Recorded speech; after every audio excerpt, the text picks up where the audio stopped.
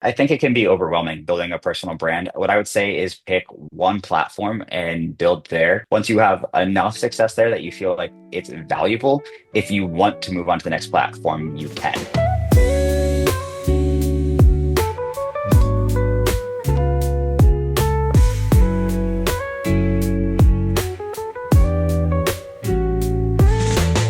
Welcome to Off the Chart, a business and medicine podcast featuring lively and informative conversations with healthcare experts, opinion leaders, and practicing physicians about the challenges facing doctors and medical practices. My name is Austin Littrell. I'm the assistant editor at Medical Economics, and I'd like to thank you for joining us today. In today's episode, we're diving into the world of personal branding for physicians as Medical Economics managing editor Todd Shryock is joined by Scott Bartnick, co-founder and CEO of Otter PR. They're talking about why a strong personal brand matters in today's digital healthcare marketplace, from online reviews and reputation management to social media strategy and storytelling. Bartnick shares practical steps that physicians can take to stand out, build patient trust, and grow their practices without sacrificing professional credibility. Scott, thank you again for joining us, and now let's get into the episode.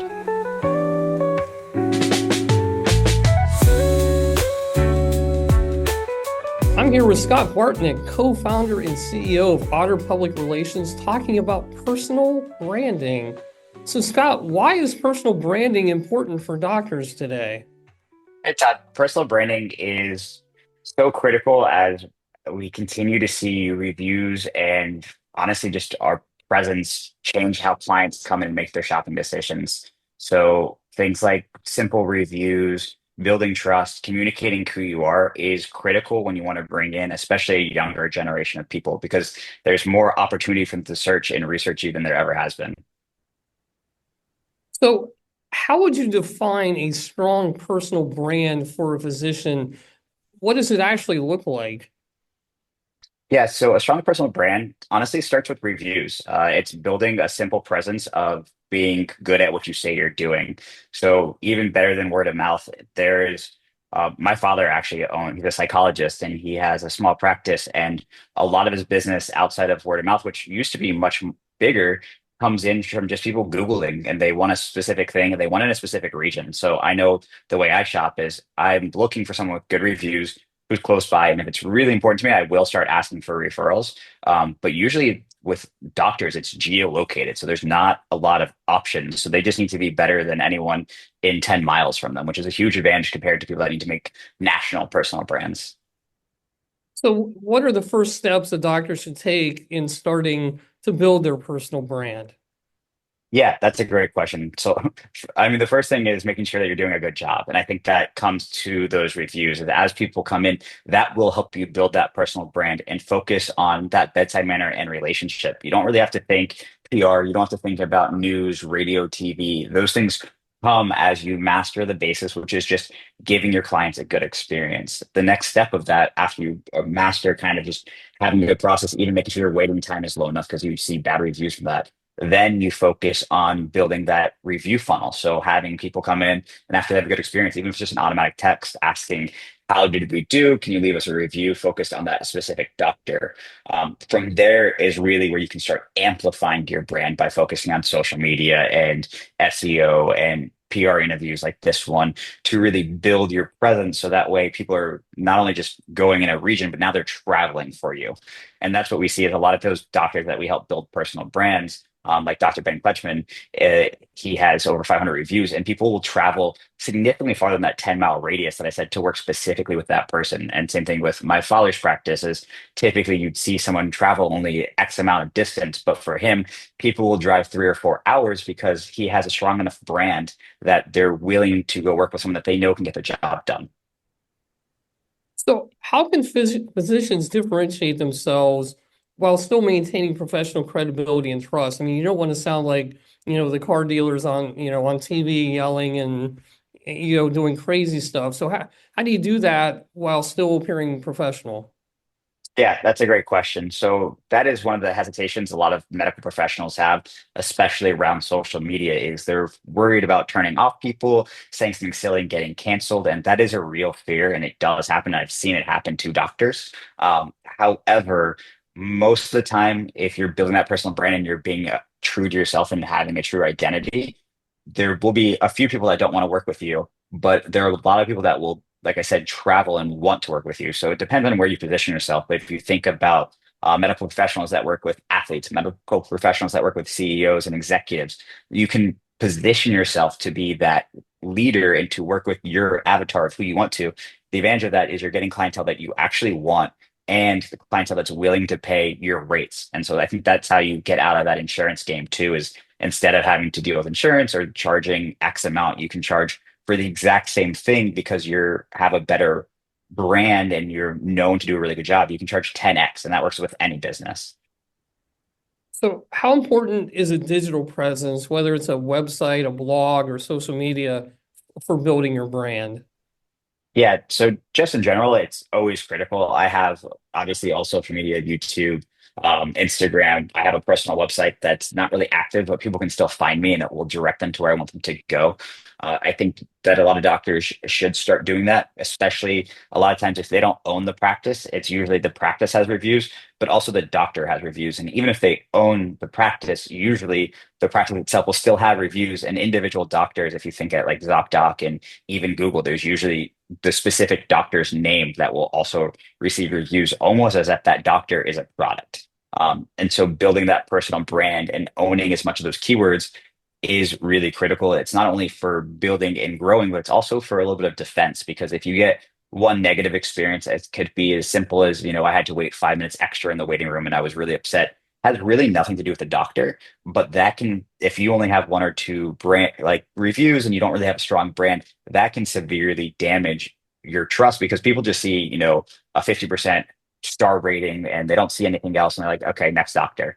And I know that's how I shop, especially if I haven't been referred or found that doctor. Because if I'm maybe referred, then I'd look deeper and say, okay, there's two reviews, one of them just because they waited too long. So I'm willing to deal with that. So that's part of the advantage of it's building that remote of online reputation management that will build kind of help your brand stay up longer.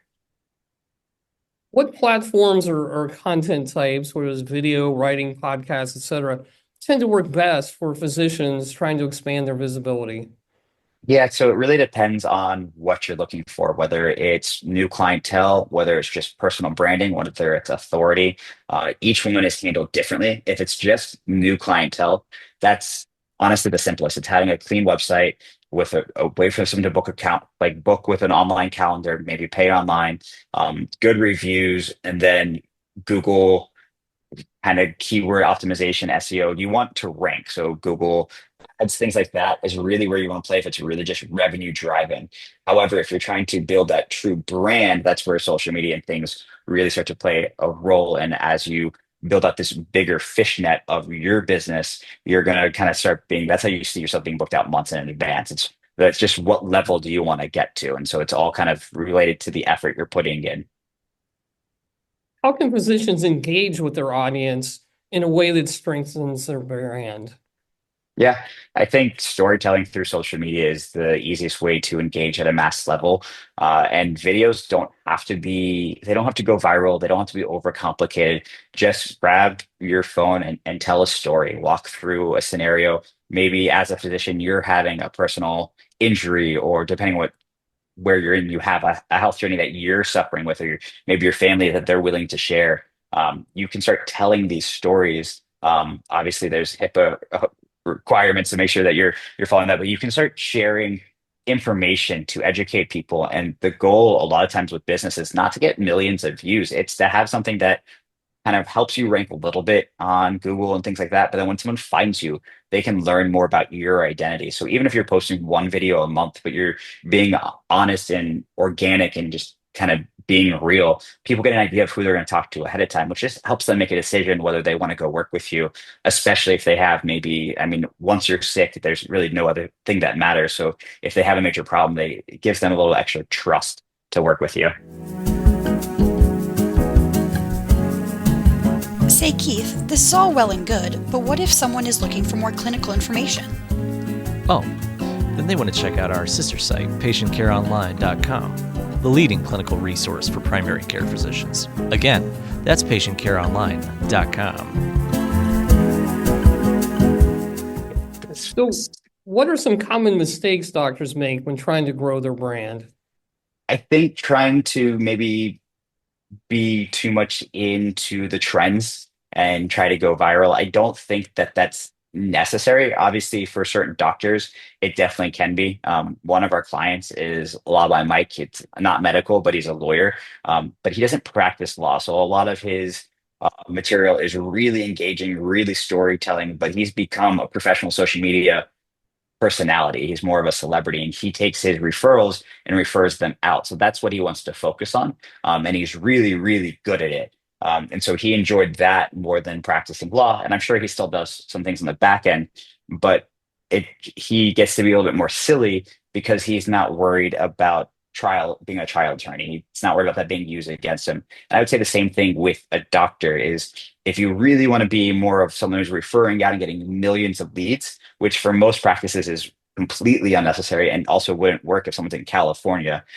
You really just need to focus on, again, that true identity, helping explain pain points. I know for personal trainers or physical therapists, walking through different injuries. There's a couple, I have some injuries in the past where I would just Google and find a physical therapist, and they had really good content. And I would go see them, but they weren't local. So I would say that that does help them dramatically in their local region, because obviously they're probably considered one of the leaders in the space. And so that content is great for everyone, and it's very professional. They're just walking how to solve a specific injury or how to at least mitigate that. And so I think as a doctor, you can do the same thing. One of the things I struggle with is acid reflux. And so a medical professional or maybe even a nutritionist could walk through holistic ways to help solve that, without giving medical advice. And that would really be helpful. Is there an example you could share of a physician who has successfully built a personal brand and how it benefited their practice or the impact they were having? Yeah. So the name I used earlier, Dr. Ben Fleischman, he's a pain management doctor in New York, and he graduated med school and residency. He finished probably about a year and a half ago, and he already has 500 five-star reviews on Google. And it's pretty incredible. And I Googled him. He does a couple podcasts, he's done a couple interviews. But most of it is just about building really good client relations. And I actually gave him a call before I did this interview because I wanted to ask what he was doing specifically on the review side, because that's pretty impressive for anyone. And he said all they do is an SMS after their treatment asking for the review. And he's focused on a really good client experience. And that comes from front of office to back of office to billing. And so you need all of that because it's not their experience is not just with that doctor. If they see a doctor and they love the doctor, but then they get billed what they weren't expecting, that leads to bad reviews. If again, I use the example of waiting too long in the waiting room, the staff when they walk in is rude, that all affects the perception of that doctor. So it's really important. But the advantage is, and what we've seen is typically as people start getting really good reviews, people come in with a predisposition to trust that doctor. So you're building that reputation of being good. So they come in saying this doctor is great. So even if you have some quirks as a bedside manner, they're like, no, but this doctor like is awesome. So like, let me just trust him. Versus if you have a whole bunch of bad reviews, they're going to come in with the exact opposite. They're going to come in saying, oh, I already not sure about this doctor. I don't trust him. Maybe he's just going to push meds on me. So that's where that brand and review really come in. They also help you dramatically grow your business. How can a strong personal brand help a doctor extend their influence beyond the clinic, such as through speaking, media appearances, or advocacy? Yeah. So a lot of the medical professionals that I've worked with in the past do personal branding. So they'll speak at medical events, they'll be on stage, they'll work with other businesses. A lot of I like working with entrepreneurs. So typically the clients that we see have an entrepreneurial side in them, and really they're just finding ways to give back. Obviously, part of it is in the intent to grow their practice.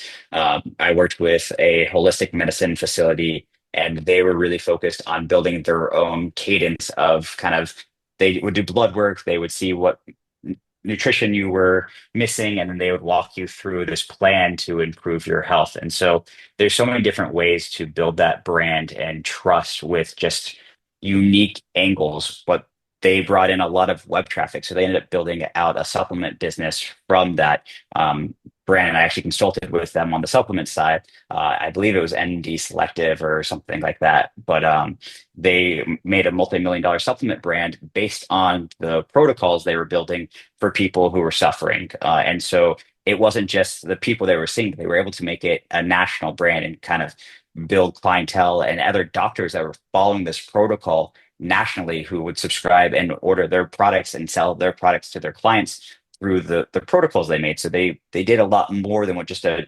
doctor would do is they built a brand and a protocol that people trust and follow. And I did it for a while. It had a pretty big impact on my life. And a lot of it was just really clean supplements and kind of lab work to make sure that you're actually taking supplements that are making an impact to your life.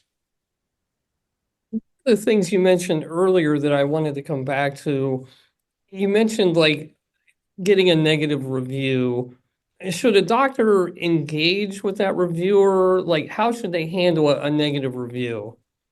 Yeah, so we do a lot with online reputation management, and part of what you want to do with a review is the first thing that I do is try to figure out what happened and can we solve that. And it could be as simple as the wait time was too long. Then maybe the staff is the person to call very politely and they say, "Hey, I'm so sorry about the wait time. Like I saw your review. Obviously, that's your opinion. You're more than welcome to leave it. We would love to comp X, Y, and Z, or we'd like to do this thing, or that visit." Whatever, if you're paying insurance, maybe it's $100. We've actually are already refunded. And I'm not sure what you're allowed to do in the medical space. This is more what we do with our clients is we take care of them. And so what we try to do is we don't ask them to then go change that review. Our hope is by taking care of them, they will change that review because they'll say, okay, they did this, but then, the company went ahead and made it correct. And you see that same thing with like Amazon reviews and things like that. A lot of times the company will obviously take a refund, but they'll give a credit. They'll give a $50 store credit.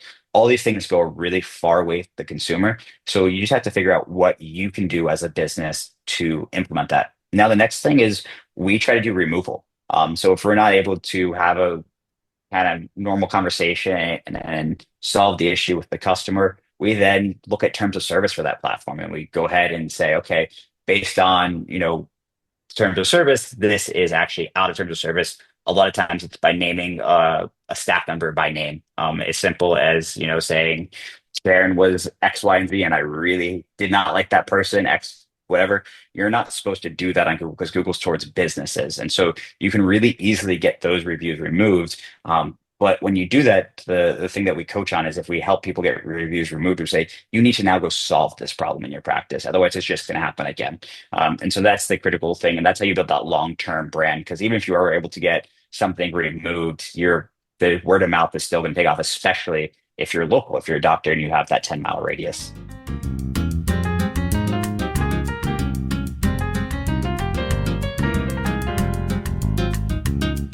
Hey there, Keith Reynolds here, and welcome to the P2 Management Minute.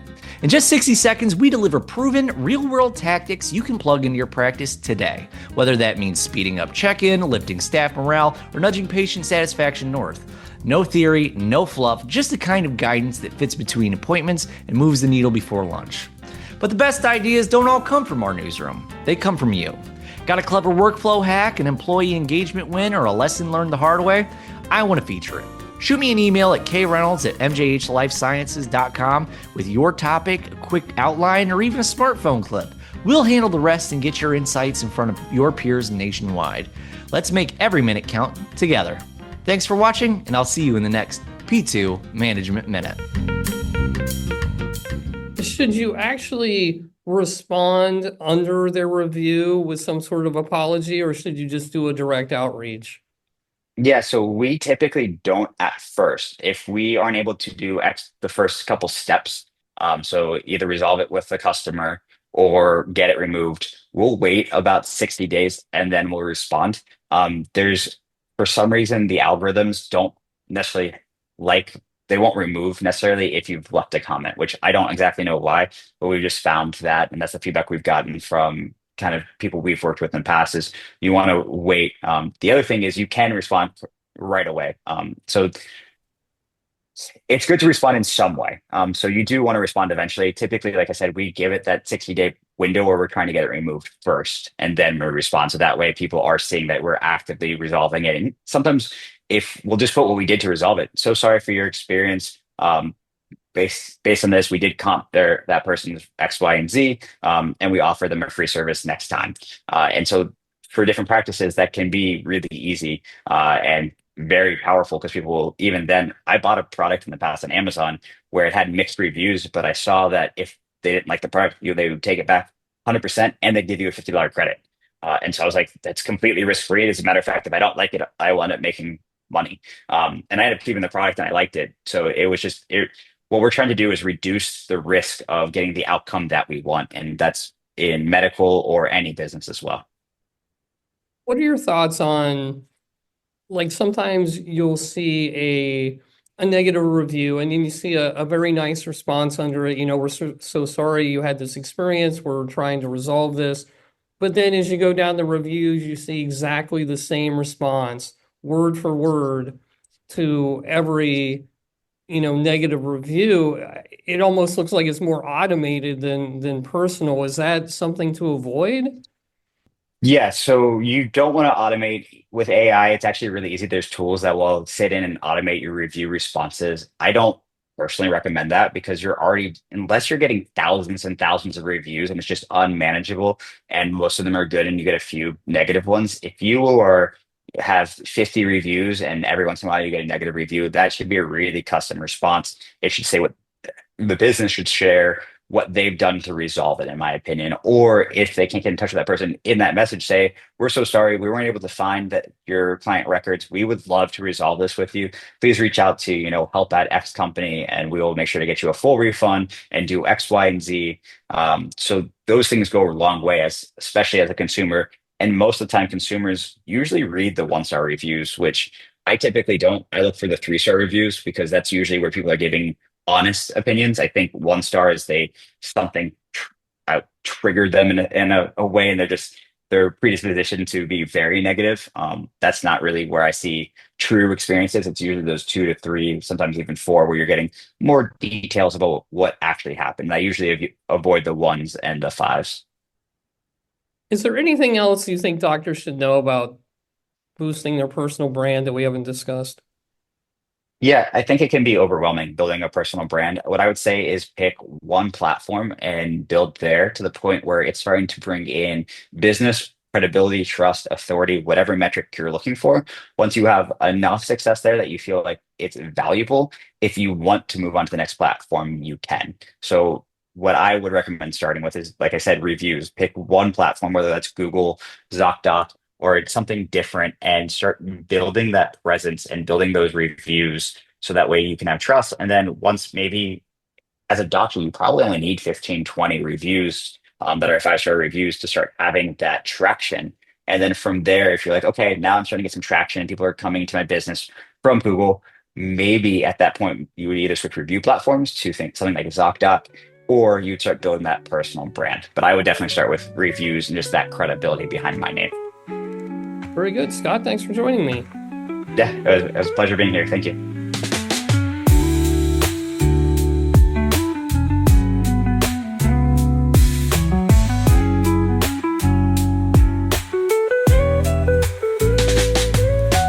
Once again, that was a conversation between Medical Economics Managing Editor Todd Shryock and Scott Bartnick, co-founder and CEO of Otter PR. My name is Austin Littrell, and on behalf of the whole medical economics and physicians practice teams, I'd like to thank you for listening to the show and ask that you please subscribe so you don't miss the next episode. Be sure to check back on Monday and Thursday mornings for the latest conversations with experts sharing strategies, stories, and solutions for your practice. You can find us by searching Off the Chart wherever you get your podcasts. And if you'd like the best stories that medical economics and physicians practice publish delivered straight to your email 6 days of the week, subscribe to our newsletters at medicaleconomics.com and physicianspractice.com. Off the Chart, a business and medicine podcast, is executive produced by Chris Mazzolini and Keith Reynolds and produced by Austin Littrell. Medical economics, physicians practice, and patient care online are all members of the MJH Life Sciences family. Thank you.